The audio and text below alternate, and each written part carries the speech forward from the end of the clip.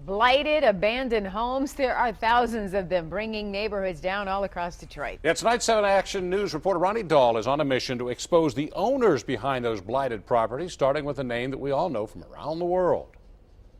Abandoned houses are one of the biggest concerns for many Detroiters, and too many times they're like this house, left wide open to trespassers, inviting trouble. I set out to find out who owns this dump, and I did not need divine intervention to find the owner. Perfecting Church, I'm putting you on notice.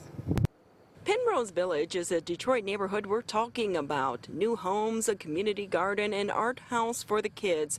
And in the middle of it sits this vacant dump on Charleston Street. Not only an eyesore, but also a danger for families in the neighborhood. Right now I keep a close leash on my kids and have to keep them away from there. And for good reason. The house is not only structurally unsafe after catching fire, but it has also been turned into a dope house, littered with empty booze bottles, lighters, and crack pipes, and it's still in use. What are you doing up here? I'm just sitting up here. Minutes after we left the house, neighbors alerted us to a guy entering the home to get his high on. I'm just sitting here relaxing. Relaxing here in this palace of a dump? Yeah, right, and I'm Santa Claus. I'm gonna walk back here and I'm not gonna find any drugs. You're gonna find no drugs. All of this going down next door to a house where kids live, and in the middle of the day. Oh, so that crack pipe right there? None of this, I don't know whose this is. I'm just laying here, that's all I was doing. To property owners who leave this behind and you have to live next to it, what do you want to say to them?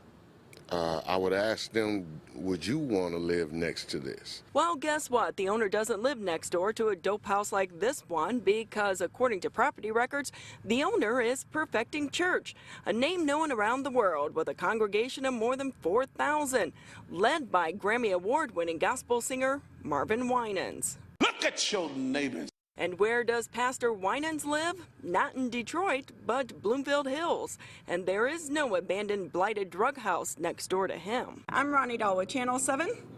I'm trying to find someone that can speak to me about some of the properties you guys own. Nobody with the church would do an on-camera interview with me, but they did release a statement which reads in part, Perfecting Church has purchased several properties from the city of Detroit as well as from Wayne County that sat dormant on their rolls for many, many years.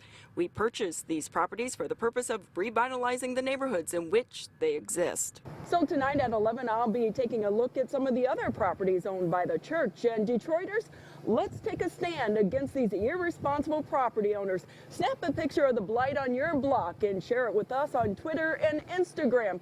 Hashtag Who Owns This Dump?